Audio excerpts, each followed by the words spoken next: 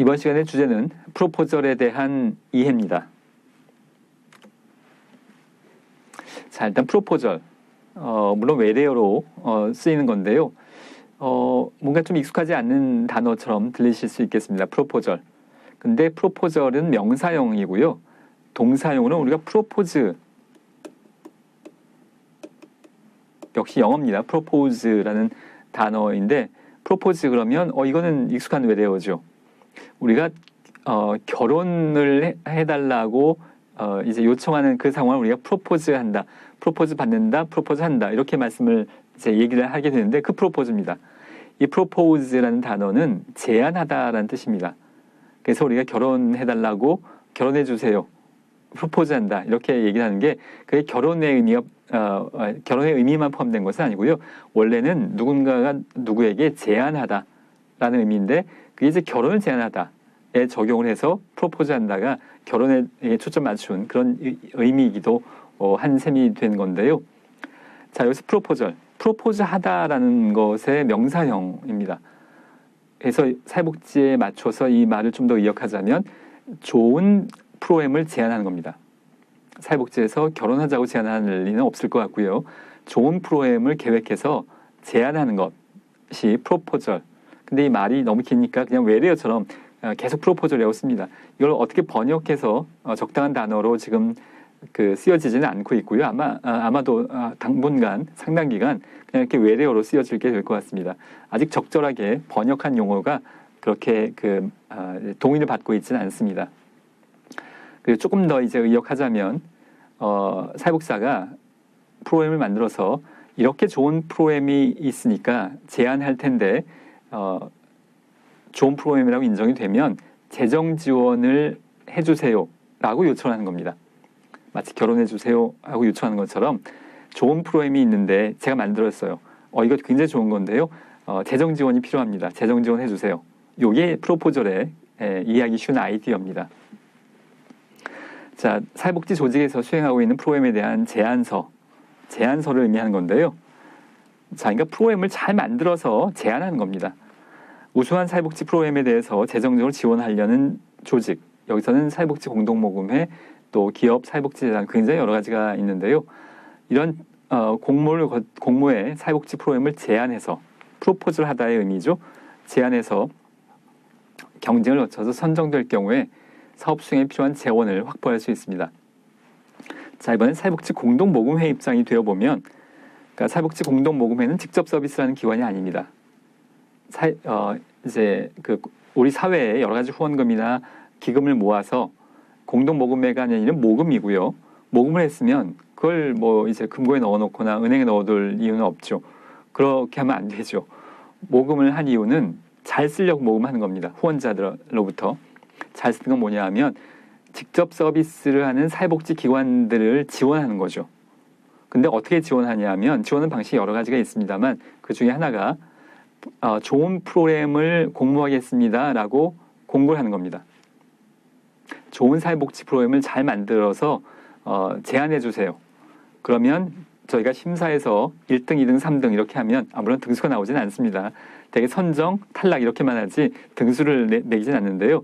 여러분 이해를 돕기 위해서 자 1등, 2등, 3등에 대해서는 우리가 3천만 원씩 지원을 해드립니다. 공동모금회에서 그러려고 모금을 한 거니까요. 그래서 그 3천만 원 가지고 좋은 프로그램을 현장 실천 기관들은 그 재정 지원을 통해서 그 프로그램을 진행하게 되는 거죠. 앞에서도 말씀드린 것처럼 새로운 어떤 프로그램을 기획하기 위해서 3천만 원을 아주 신규로 투입하는 건 복지관 입장에선 쉬운 일이 아닙니다. 그렇게 적은 금액이 아니어서요. 아무리 좋은, 또 클라이언트를 돕기 위한 아무리 좋은 사업 프로그램이 있다고 하더라도 쉽지 않은데요. 이럴 때 이 공동모금회와 이제 서로 이해관계가 맞는 셈이죠. 공동모금회는 좋은 프로그램을 돕고 싶어 합니다. 아무나 공동모금 입장에서는 책임있게 업무를 수행해야죠. 그냥 추첨으로. 이건 책임이 없는 선택이라고 할 수 있겠습니다. 그냥 아무나 사회복지 기관이기만 하면, 명칭만 사회복지 기관이면 다 도와준다가 아니고요. 공동모금회 입장에선 소중한 후원금을 받았습니다. 그 후원금을 잘 써야 될 텐데, 그러면 좋은 실천을 하는 기관을 해서 골라서 도와주는 것이 당연히 책임 있는 선택이겠고요. 그걸 하기 위해서 그 방법 중에 하나가 자, 좋은 프로그램을 한번 제안해 주세요. 라고 이제 공고를 한 거고요. 우리가 뭐 미술이나 음악에서 공모하듯이 똑같은 과정입니다. 그래서 여러 기관들이 뭐 100개, 200개, 수백 개 기관들 공모를 합니다. 그러면 그 중에서 이제 채택을 해서 좋은 프로그램을 선정, 물론 심사가 까다롭게 하고요. 그래서 선정되면 3천만 원 지원해 주는 겁니다. 이 돈 가지고 잘 프로그램 진행하세요. 이렇게. 자, 그렇기 때문에 사회복지 현장에선 이 프로포절 그리고 그러니까 프로포절은 프로그램의 한 종류인 셈입니다. 그런데 이것은 굉장히 중요한 의미가 있죠. 자, 사회복지 공동모금회에서 매년 발표를 합니다. 그 배분 대상에 대해서 사회복지 공동모금회법 제20조에 따라서 매년 배분 기준을 공고하는데요. 배분 대상을 살펴보면 사회복지 사업 기타 사회복지 활동을 하는 행하는 법인 그리고 기관, 단체 및 시설이라고 할 수 있겠고요. 사회복지 서비스를 필요하는 개인을 직접 돕기도 합니다. 자, 근데 배분 제외 대상이 더 길게 설명되어져 있는데요. 동일한 사업으로 국가, 지방자치단체 또는 다른 기관으로부터 지원을 받았거나 받기로 확정된 사업, 그러니까 중복 수혜를 방지하겠다는 의도입니다. 똑같은 내용의 프로그램을 가지고 뭐 이제 공동모금회도 신청을 하고 뭐 기업재단에도 신청하고 지방자치단체도 신청을 하고 자, 이러진 말자는 것의 의도인데요. 다만 모금회 배분분과 실행위원회의 심의 결과 중복이 되지만 그래도 지원이 필요하겠다고 인정되는 경우에 한해서는 이제 예외가 될 수 있겠습니다. 자, 다음으로 법령상 금지된 행위에 사용되는 비용 이건 뭐 물론 당연히 안 되겠고요. 후원금 모아서 공동모금회라는 게 공동모금 그러니까 우리 사회에 사회복지를 위해서 쓸 사실 사회복지 말고 비용리도 좀 상당히 포함되는데요. 그 후원자들이 이제 모금한 금액을 법령에 금지된 행위에 쓰세요 하고 줄 수는 물론 없는 거겠고요. 정치 종교적 목적에 이용될 수 있는 경우도 제한됩니다. 그러니까 공익이 아니라고 보는 겁니다. 특정 정치, 특정 종교에 관련됐다면 그건 공익이 아니라 사익의 영역이라고 볼 수 있는 거죠. 자, 수익을 주된 사업을 하는 사업도 제외되는데요. 자, 여러분들 보기에 어떤 면에서는 너무나 당연하겠다라고 생각할 수도 있겠지만 일단 좀 배경 설명을 하자면 사회복지기관 조직에서 수익을 추구하냐 하면 추구합니다. 특히 규모가 있는 복지재단에서는 수익 사업을 별도로 합니다. 그러니까 사회복지재단에서 이제 사회복지 서비스만 하냐 하면 그렇지가 않고 그걸 잘 하려면 돈이 필요합니다. 그래서 돈을 직접 법니다.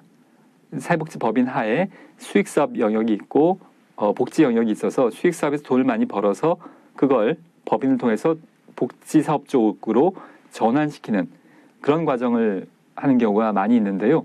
그래서 다시 한번 원론적으로 정리하자면 사회복지법인에서 수익사업 합니다. 돈을 벌어야 좋은 일을 많이 할 수 있으니까요. 그런데 사회복지 공동모금회의 프로포절을 할 때 이제 부동산 임대업 하겠습니다라고 프로포절해서 부동산 임대업 하고 3천만 원 받으면 부동산 임대업 할 겁니다. 그래서 부동산 임대업 잘 되면 그 수익 가지고 우리가 좋은 사회복지 사업 하겠습니다. 이건 안 된다는 겁니다. 공동모금회에서 지원받는 건 직접 서비스에 투입되어져야 합니다. 자, 공직선거법 위반되는 경우 당연히 안 되겠고요. 모금회의 제재 조치에 따른 배분 대상 제외 기간에 배분 신청한 경우 자, 모든 경우에 이제 원활하게 진행되지 않는 경우는 항상 발생하기 마련인데요. 어떤 서류를 이제 프로포절 서류나 결과 보고서를 허위로 만들었다거나 뭐 사회복지기관에서도 이런 일이 뭐 이제 아주 간혹 있게 마련입니다. 그리고 또 목적대로 지출하지 않았다거나 그러니까 사회복지 공동모금회 입장에서는 A 복지관이 선정돼서 3천만 원 지원했는데 제대로 잘 쓰이지 않는 경험이 이미 있는 겁니다. 그러면 앞으로 뭐 2년, 3년 이렇게 더 이상 지원할 수 있는 기회는 박탈하겠다. 이렇게 제재 조치가 있을 수 있겠는데요.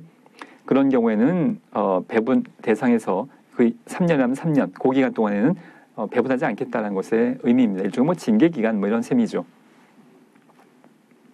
모금회 배분분과 실행위원회의 심의 결과 배분 대상 제외 필요성이 인정되는 사업 또는 비용도 여기에 포함될 수 있겠습니다.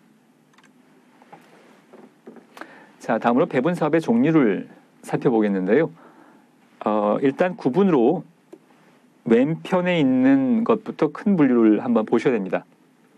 신청사업이라는 분류 안에 어떤 게 있냐 하면 사회복지 증진을 위해서 자유주제, 여기가 키워드입니다. 신청사업의 키워드는 자유입니다. 복지관이 그야말로 자유롭게 프로그램을 만들어서 제안할 수 있는 겁니다. 자유주제 공모 형태로 복지사업을 신청받아서 배분하는 사업이고요. 이 안에 두 가지가 있는데 프로그램 사업, 우리가 지금 다루려고 하는 초점이 여기입니다. 그리고 기능보강 사업이 있는데 기능보강 사업이 또 기능보강이라는 단어가 익숙하지 않으실 수 있겠는데요. 건물을 증축한다거나 또는 기자재를 구입한다거나 뭐 물리치료 기구를 하거나 또는 차량을 구입한다거나 이렇게 주로 하드웨어적인 것을 기능보강 사업이라는 표현 안에 포함을 시킵니다. 그 건물을 개보수한다거나 증축한다거나에 관련된 업무가 사회복지사에게도 생각보다 굉장히 많이 필요합니다. 제가 그 현장에서 한 10여 년 근무하는 동안에 이렇게 건물을 증축한다거나 개보수한다거나 와 관련된 업무를 굉장히 여러 번 경험을 했는데요. 복지관도 땅이 있어야 되고요. 그 땅에 건물이 서 있어야 됩니다. 그러다 보니까 그 건물과 뭐 토지나 이런 거에 관련된 업무를 하는 일이 이제 생각보다 많이 있어서요. 건축 관련돼서 자문을 받을 일도 꼭 생깁니다. 설계나 감리, 뭐 시공이 끝나면 또 이게 깔끔하게 끝나는 게 아니라 하자 보수를 해야 될 일이 많이 생기죠. 이런 일련의 과정에 사회복지사가 책임자로서 사회복지 기관을 책임지는 건 결국은 사회복지사이기 때문에 이런 과정들을 이제 특히 뭐 부장이나 또는 이제 기관장급에 올라가게 되시면 이런 일들을 많이 경험하게 되시는데요. 자, 그게 기능보강 사업이라는 명칭으로 이루어지게 됩니다. 자, 거기에 대해서도 지원을 요청할 수 있습니다. 예를 들자면 뭐 이런 겁니다. 뭐 재활농센터인데 벽에 금이 갔습니다. 사실 뭐 그런 데는 많이 없겠습니다만 벽에 금이 가서 겨울에 바람이 숭숭 들어와요. 그래서 아이들의 케어에 지금 문제가 많습니다. 그래서 이 건물을 개보수하기 위해서 이러이러한 설계 계획이 있고 그러니까 3천만 원을 지원해 주세요라고 프로포즈를 할 수 있는 겁니다. 그런 건 기능보강 사업에 속하고 이건 아주 뭐랄까요? 그 사회복지 프로그램과는 좀 거리가 먼 내용이죠. 필요하긴 합니다만. 그래서 우리의 초점은 자유주제로서의 프로그램 사업, 여기에 초점이 있습니다. 자, 다음으로 이제 구분을 먼저 보셔야 됩니다. 구분의 기획사업이라는 이제 범주가 따로 있는데 모금회가 그 주제를 정해서 배분하는 사업 또는 배분 대상자로부터 제안받은 내용 중에서 선정해서 배분하는 시범적이고 전문적인 사업인 건데요. 모금회가 그 주제를 정하는 시범사업, 키워드는 이렇게 보시면 되겠습니다. 자, 그러니까 공동모금회가 이 분야는 지금 뭔가 집중적으로 지원을 해야 될 필요가 있겠다고 판단하는 분야입니다. 우리가 일반적으로는 그냥 자유주제, 어떤 거든지 관계없습니다라고 이렇게 제안을 받습니다만 경우에 따라서는 공동모금회가 이 분야는 발전시키기 위해서 시범적으로 확대를 위해서 특히 필요하다. 대표적인 예가 학교사회복지 사업이었었습니다. 우리나라에서 학교사회복지가 발달이 굉장히 늦은 편이었죠. 그리고 아직도 사실은 제도화가 되지 않았는데요. 학교사회복지사가 우리나라에 거의 도입되지 않았을 때 거의 그러니까 한 20년 정도 전이라고 볼 수 있겠는데요. 그 학교사회복지 사업이 거의 전무하다시피 했을 때 공동모금회가 학교사회복지 사업의 활성화를 위해서 시범 사업을 활발히 벌였던 적이 있습니다. 이 기획사업이라는 이름 아래 그러니까 자유주제가 아니라 학교사회복지에 딱 국한해서 지원을 받게 되는 것, 신청을 받는 것을 의미합니다. 공동모금회의 의도는 이런 겁니다. 우리나라는 학교사회복지가 전혀 정착이 안 돼 있고 공동모금회가 의도적으로 이 분야를 지원해서 시범사업을 벌리고 한시적이죠. 시범사업이니까 그 시범사업의 결과가 효과적이라고 검증이 되고 이제 인정된다면 그 효과성이 그렇다면 국가나 민간 영역에서 학교 사회복지를 활성화할 수 있는 토대가 된다는 것의 의미입니다. 공동모금회가 지원해서 이렇게 사업을 학교 사회복지를 해봤더니 이런 효과가 있었어요라고 보고서도 내고 이러면 국가에게 이것은 제도화될 분야니까 국가가 교육부가 이 분야 인정하고 확대해 주세요.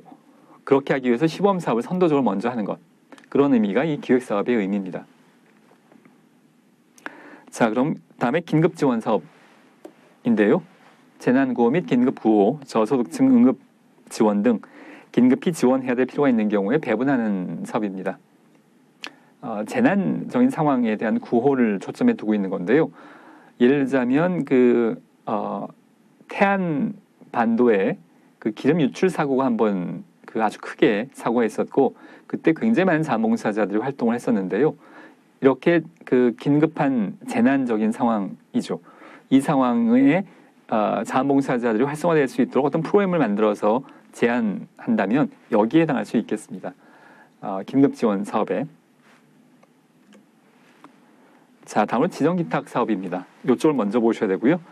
사회복지 증진을 위해서 기부자가 기부 금품의 배분 지역 배분 대상자 또는 사용 용도를 지정한 경우에 그 지정 취지에 따라서 배분하는 사업인데 예를 들자면 어디 딱 정해서 여기에 지원해 주세요라고 누군가가 기탁을 하는 것의 상황입니다. 자, 공동모금회는 후원을 받는 기관입니다. 그게 주 목적인 기관입니다. 그걸 받아서 잘 나눠주려고 하는 건데 예를 들어서 후원을 하는 입장인 기업의 입장에서 보면 어떤 사회복지 후원을 하고 싶은데 사회공헌도 해야겠고 이제 기업 이미지를 위해서도 해야겠고 정말로 마인드가 있어서 사회복지에 후원을 하고 싶을 수도 있겠습니다. 사회복지에 후원을 하고 싶긴 한데 막막할 수 있죠. 잘 모르는 분야에 어느 기관에 해야 될지 그리고 어떤 특정 기관에 했다가 또 뭔가 잘못되면 거기서 사용을 잘못하면 이게 뭔가 논란에 휘말리고 여러 가지 이제 우려 사항들이 있을 수 있죠. 자, 그래서 선택할 수 있는 방법 중에 하나가 공동모금회를 통하는 겁니다. 기업이 공동모금회에 어떤 금액을 기탁하는데 딱 정해서 기탁하는 겁니다. 아동복지 사업에 써주세요. 아주 세부적인 내용은 잘 모르죠. 기업이니까. 그 대신에 어떤 범주를 정해서 어떤 지역에 예를 들자면 그 기업이 이제 충청도를 기반으로 하고 있는 기업이라면 충청도 지역의 아동복지를 위해서 써주세요라고 딱 목적을 좁혀서 기탁을 하는 겁니다.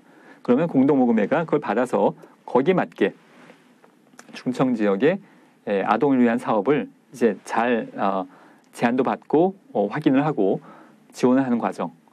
그 과정이 이제 지정 기탁 딱 정해서 기탁하는 것. 그래서 공동모금회가 그 범위 안에서 잘 쓰는 겁니다. 자, 그런 사업을 지정기탁 사업이라고 하겠고요. 지금 우리의 초점 뭐냐면 자유주제의 프로그램 사업입니다.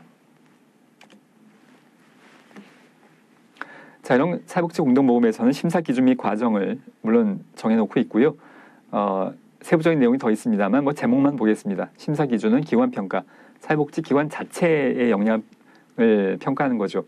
그러니까 그 프로그램도 프로그램이지만 그 프로그램을 결국 운영하는 건 사회복지 기관일 거기 때문에 그 기관의 신뢰성, 사업 수행 능력 등을 보게 되겠고요. 사업평가, 이 프로그램이 예를 들어서 체계적 둔감법을 활용한 지적장애인의 치과 공포증의 완화 이런 타이틀 제목을 가지고 프로그램을 만들었다면 얼마나 적합한지, 얼마나 필요한지, 적절한지 그 프로그램 자체를 평가하게 되겠고요. 기타 평가로서 일관성, 실현 가능성 등을 이제 평가하게 됩니다. 물론 이제 전문가들이 심사위원들이 모여서 심사합니다. 심사 과정은 예비 심사, 서류 심사, 그리고 면접 심사, 또 현장 심사 이렇게 나눠지고 실제로 현장에 보통 방문을 합니다. 그래서 상황도 보고 면담도 하고 이렇게 진행이 되죠. 자, 그러면 이렇게 프로포저를 공모하는 기관이 제가 앞에서는 제일 대표적인 게 공동모금회이기 때문에 공동모금회 예를 많이 들었습니다만 공동모금회만 있는 것은 아니어서 굉장히 많이 있습니다. 사회공헌 기업들이 또 여기 지금 화면상 4가지만 제시했습니다만 수십 개입니다. 그리고 좀 더 알아보면 아주 규모가 작은 것까지 알아보면 뭐 수백 개일지도 모르겠습니다. 제가 보통 이런 그 이론서에 이제 수집되어져 있는 목록만 수십 개 대기업 중심으로인데요. 자, 아산복지재단. 우리나라의 그 뭐 워낙 이것은 대기업의 대명사이기 때문에 말씀을 드려도 될 것 같은데요. 그냥 우리나라에서 그거 제일 큰 기업 그러면 삼성과 현대가 떠오르죠. 삼성복지재단에서 이 프로포저를 우리나라에서 맨 처음으로 도입했었습니다. 그런데 아쉽게도 안타깝게도 그래서 이 삼성복지재단이 이 기업 프로포저의 아주 대명사였었는데요. 안타깝게도 2016년까지 운영을 하고 2017년도부터는 사업을 중단했습니다. 아마도 그 삼성복지재단이 굉장히 선도적인 역할을 해왔는데 그 다른 곳에서도 충분히 하고 있기 때문에 이제는 중단해도 되겠다라는 의사결정이 아니었나 싶지만 뭐 그래도 사회복지계 입장에서는 그 아쉬운 상황인데요. 이제 아산복지재단은 현대 그룹에서 주로 진행을 하는 것이라고 볼 수 있고, 자, KTN 복지재단이나 강원랜드 복지재단, 또 마사회가 운영하고 있는 렛츠런, 말이 달리는 걸 이제 렛츠런 이렇게 표현한 겁니다. 재단의 공통점 중에 하나는 뭐냐면 KTNG는 담배 인삼 공사인데요. 담배는 뭔가 유해한 거는 분명하죠. 인삼은 물론 아닙니다만 담배 인삼 공사의 담배는 유해한 것이라고 볼 수 있겠고요. 강원랜드가 뭐냐면 그 강원에 있는 그 카지노를 하는 사업을 우리가 강원랜드라고 이야기하죠. 도박 중독 치료 프로그램 같은 것들을 아주 활성화하고 있습니다. 사실 카지노라는 사회적으로 나쁜 걸 하고 있기 때문에 그런 만큼 좋은 일을 해야겠다는 반대급부적인 압력이 많이 있는 셈이고요. 마사회도 마찬가지입니다. 사행성 사업이죠. 뭐 일종의 도박 같은 거라고 볼 수 있겠는데 그런 일을 하는 만큼 뭐 담배나 또는 카지노나 또는 경마 같은 사실은 그렇게 썩 사회적으로 바람직한 게 아닌 그런 사업들을 하는 만큼 반대급부로 거기서 나오는 이익을 상당 부분 사회복지에 투자를 하고 있습니다. KTN 복지재단 같은 경우에는 그 중증 희귀질환 환자를 돕기 위한 제한 사업을 굉장히 활성화해 왔었고요. 강원랜드는 말씀드린 것처럼 특히 도박이 관련된 경우니까 도박 중독 치료 프로그램을 굉장히 활성화하고 있고, 또 마사회에서도 차량 지원이라든가 여러 가지 굉장히 다양한 이제 프로포즈를 통해서 사회복지를 그 지원하는, 재정적으로 지원하는 역할들을 많이 하고 있고요. 자, 여기 뭐 대표적인 것만 적었습니다만, 기록을 보여드리고 있습니다만, 이거 말고 굉장히 많이 있습니다. 그러니까 여러분이 사회복지 현장에 나가시면 프로포즈를 할 곳은 아주 많습니다. 여러분이 사회복지를 만약에 앞으로 현장에 나가서 한 30년 하신다면 30년 동안에 다 한 번씩 해볼 수 없을 만큼 많습니다. 이제 그렇게 생각하시면 되겠고요. 세 번째 민간사회복지재단인데 파라다이스 복지재단, 이것도 역시 몇 개의 예시입니다. 그 민간사회복지재단의 파라다이스 복지재단은 주로 장애인 분야에서 아주 오랫동안 활동을 지원을 해온 그런 재단이고, 바보의 나눔 재단은 그 가톨릭의 김수환 추기경의 선종 이후에 그분의 뜻, 평소의 나눔에 대한 그분의 뜻을 기리기 위해서 설립된, 그래서 사회복지 분야에 많은 지원을 하고 있습니다. 아름다운 재단이나 아이들과 미래 재단 이런 곳에서 그 각각 특성에 맞는 그런 여러 가지 지원을 하고 있고, 이제 자, 다음 화면 좀 더 보겠습니다. 자, 네 번째로 공공기관인데요. 경기복지재단, 그러니까 지자체가 설립을 한 경기도에서 설립을 한, 대개 지자체별로 광역자치단체는 대개 이런 기관 재단들이 하나하나씩 다 설립되어 있고요. 그리고 각 지방자치단체별로도 이제 그 직접 지자체가 직접 프로포즈를 받기도 합니다. 그래서 기업 또 공공 재단들 그리고 공공기관들, 민간 재단들, 공공기관들 이런 여러 곳에서 좋은 프로그램들을 공모받습니다. 제안해 주세요라고 공모를 받으면 여러분들은 사회복지사로서 좋은 프로그램들을 개발하고 기획해서 제안서를 제출하는 겁니다. 그래서 채택이 되면, 선정이 되면 좋은 프로그램이라고 인정이 돼서 탈락하지 않고 선정이 되면 거기에 해당하는 신청 금액이 지원되는 게 가능한 겁니다. 그럼 이제 여러분들은 그 금액을 가지고 클라이언트를 위해서 프로그램을 수행할 수 있는 거죠. 자, 아마도 아직도 사실 제가 길게 설명을 드렸습니다만 아직도 그래서 프로포절이 뭐고 프로그램을 도대체 구체적으로 뭘 한다는 건가에 대해서 손에 잡히지 않으실 수 있겠는데요. 자, 그래서 삼성복지재단에서의 채택된 선정된 프로포절 사례, 그러니까 수백 개 기관이 제안했는데 그 중에서 삼성복지재단이 심사를 해서 이거 우수합니다. 지원해드릴게요. 라고 선정된 사례들을 좀 살펴보면 2016년도에 해당하는 몇 개를 골라봤는데요. 그게 마지막이었습니다. 지금은 중단됐습니다. 과거에 삼성복지재단에 선정된 건 전문성을 인정받는 것에 아주 자랑스러운 이력일 수 있습니다. 그러니까 사회복지사가 자신의 이력서에 삼성 프로포절 해서 당선됨, 제목은 모임, 이력서에 쓸 만큼 이건 아주 자랑스러운 경력인 건데요. 자, 2016년도의 사례를 좀 몇 가지 보자면 성인 중증 발달 장애인의 지역사회 내에서의 자립생활 기반 마련을 위한 맞춤형 역량 강화 프로젝트, 과천시장의 복지관이었는데 제목이 좀 길죠. 다시 한번 좀 보겠습니다. 성인 중증 발달 장애인, 그러니까 지적 자폐성 장애인을 이야기하는 건데요. 성인 중증 발달 장애인의 지역사회 내에서의 자립생활 기반 마련을 위한 맞춤형 역량 강화. 자, 그렇다면 역량 강화, 맞춤형은 개별로 한다는 얘기겠고요. 자립생활을 위한 역량 강화, 이게 키워드인 셈이죠. 구체적인 내용을 살펴보면 여러분이 인터넷 검색을 저는 반드시 해보시길 권합니다. 삼성재단 이렇게 이제 검색하셔서 클릭을 몇 개 들어가시면 이 내용들을 검색하실 수 있는데요. 구체적인 내용을 이제 클릭해서 보시면 일상생활 훈련과 사회적응 훈련을 주로 이 프로그램의 내용을 하고 있습니다.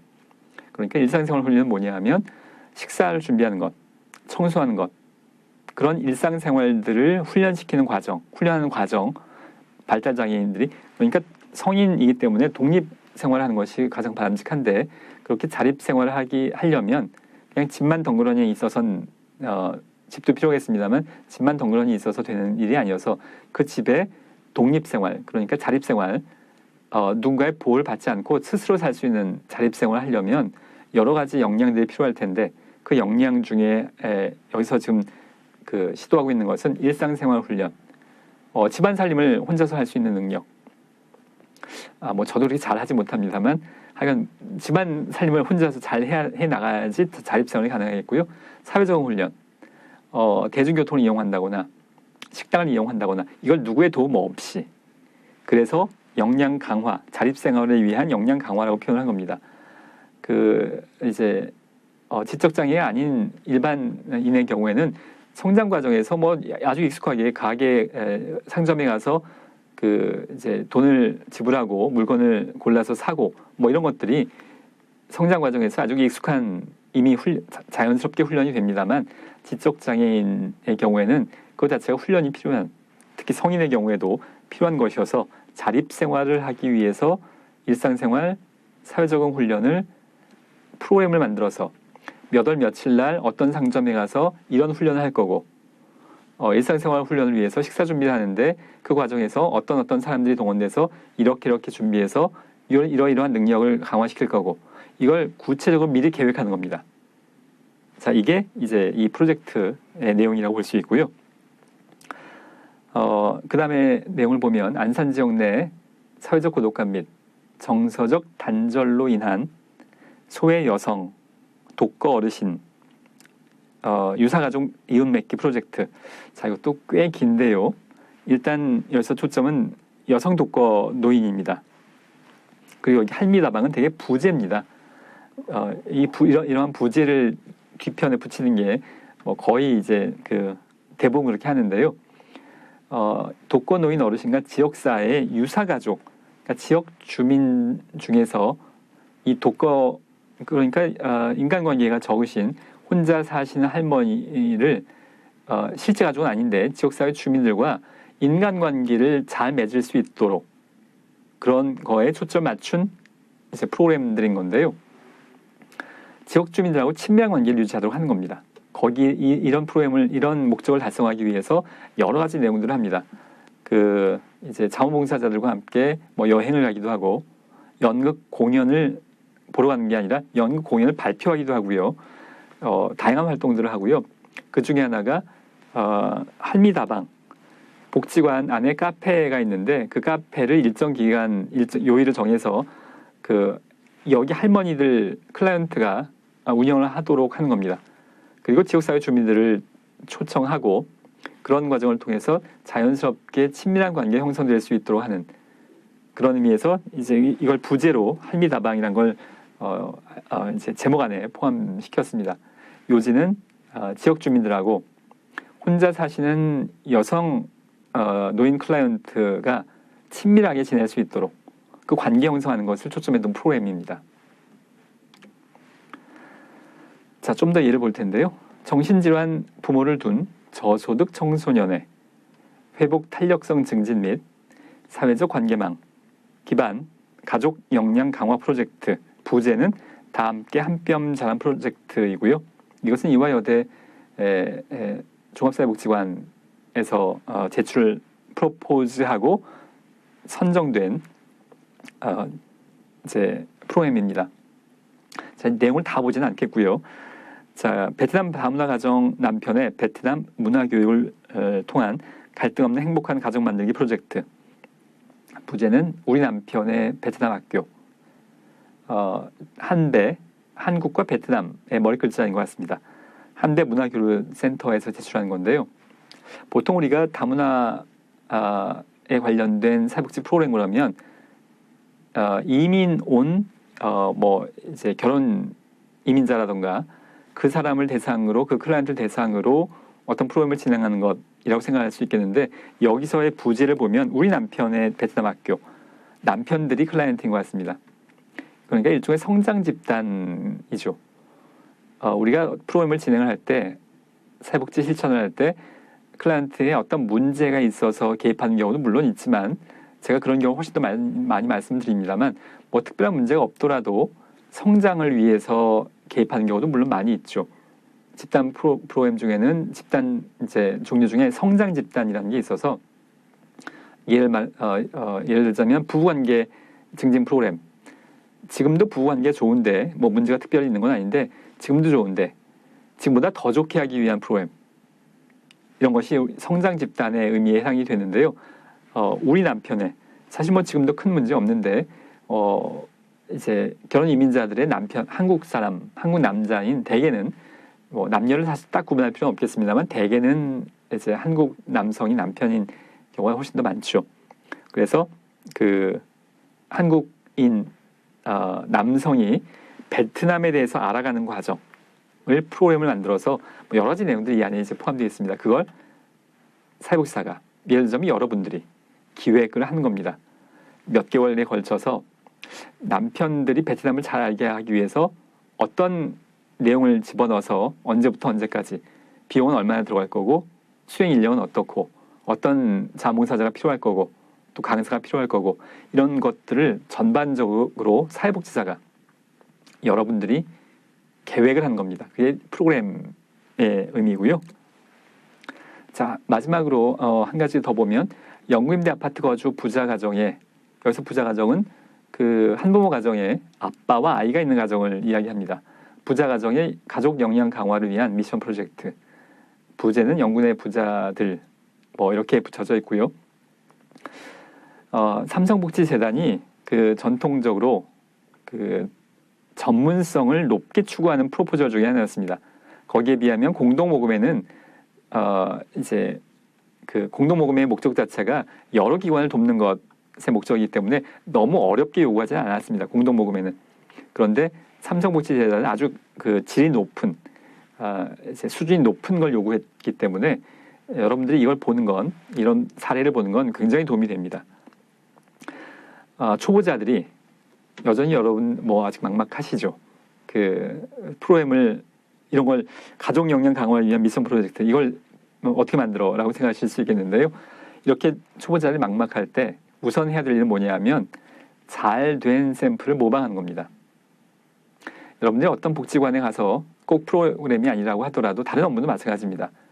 지금 아무것도 잘 모르는 초보자가 그 업무를 잘 할 수 있는 첫 번째 출발점은 이전의 전임자가 어떻게 했는지, 그리고 잘 된 샘플을 검색해서 찾아보고 그걸 모방해 나가는 것이 초보자의 출발점입니다. 물론 프로포절에 대해서는 그대로 베끼는 것은 안 되겠지만 이제 그걸 응용해서 기초로 해서 새로운 창의적인 프로그램을 만들어 나가는 과정은 초보자에게 있어서 가장 이제 출발점이라고 할 수 있겠습니다. 여러분들이 이런 사례들을 자료를 잘 들어가서 사이트에 들어가서 보시고 이 사람들이 이렇게 잘했으니까 선정됐구나. 그 잘된 점들을 모방하시는 것, 이 출발점이라고 할 수 있겠습니다.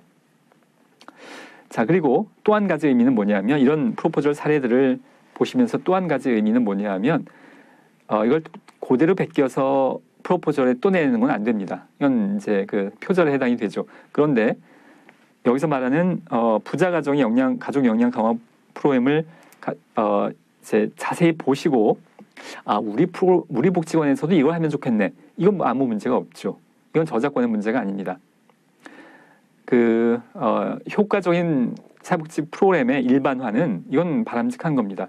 그러니까 A 복지관에서 이 프로그램을 해서 좋은 효과를 얻었습니다. 그러면 그 내용을 B 복지관, C 복지관에서도 가져다가 이 복지관의 클라이언트의 가족 역량 강화를 위해서 그 프로그램을 적용하는 그건 얼마든지 우리에겐 바람직한 일에 속하죠. 프로포절을 베껴서 다른 프로포절을 또 하는 것, 이거는 안 되지만 프로포절의 내용을 보고 이거 바람직하겠다, 괜찮다, 해볼 수 있겠다고 싶으면 여러분들이 근무하는 사회복지기관에 가져다가 적용을 하는 이건 우리에게 있어서 일반화의 의미에서 얼마든지 바람직한 것의 의미고요. 여러분들의 역량을 높여가는 과정이라고 볼 수 있겠습니다. 자, 마지막 주제로 프로포절의 장단점을 살펴보겠는데요. 장점은 클라이언트를 위해서 질 높은 다양한 서비스를 제공할 수 있다는 것이 가장 첫 번째 장점입니다. 정신장애인 가족 지원 사업, 이건 제가 현장에 있을 때 했던 사업인데요. 정신장애인보다 정신장애인의 가족을 지원하는 것이 초점이었던 사업이었습니다. 그 이전에 이런 사업들이 거의 없었던, 물론 이제 오래전이니까요, 없었던 상황이었는데요.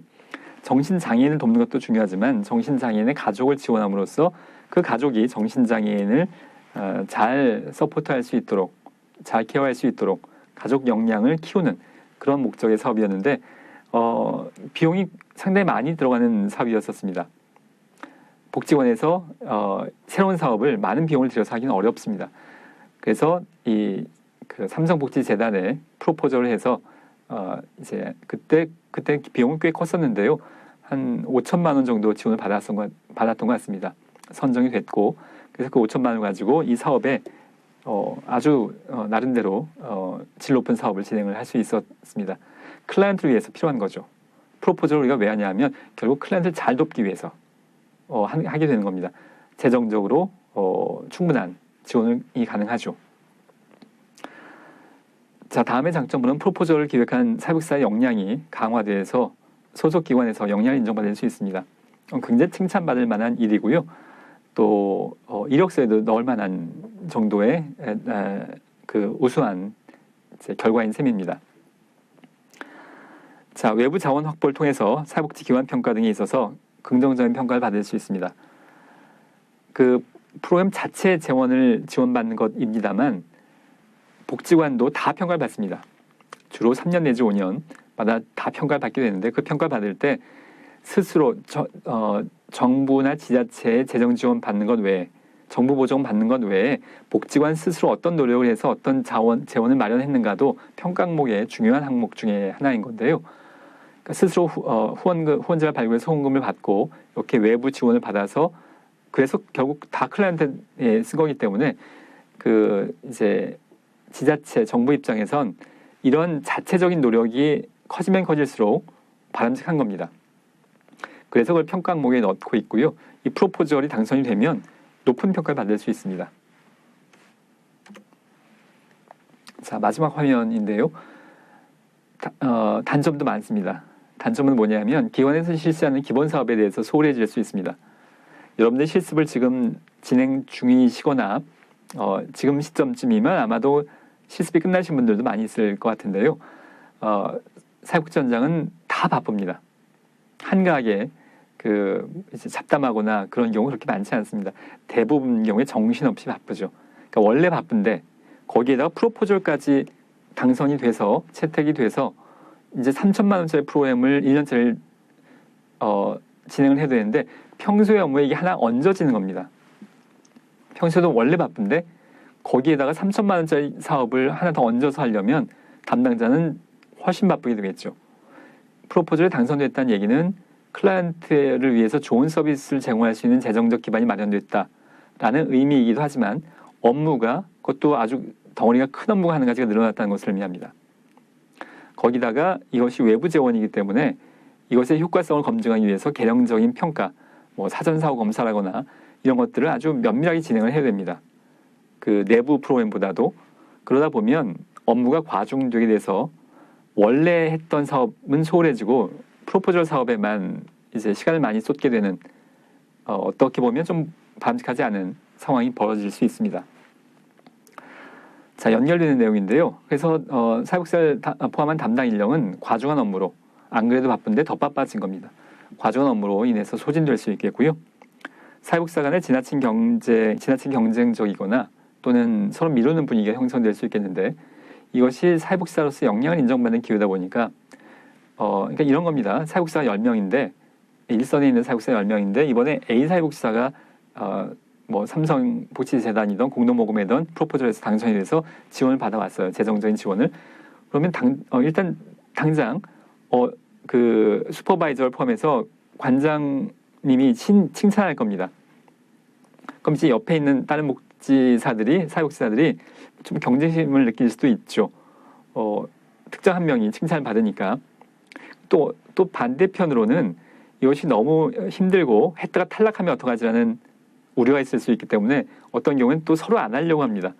괜히 했다가 떨어지면 창피당하는 것 이렇게 느낄 수도 있죠. 사실은 꼭 그렇게까지 생각할 필요가 없는데 그래서 좀 부정적인 측면들이 분위기가 형성될 수도 있겠습니다.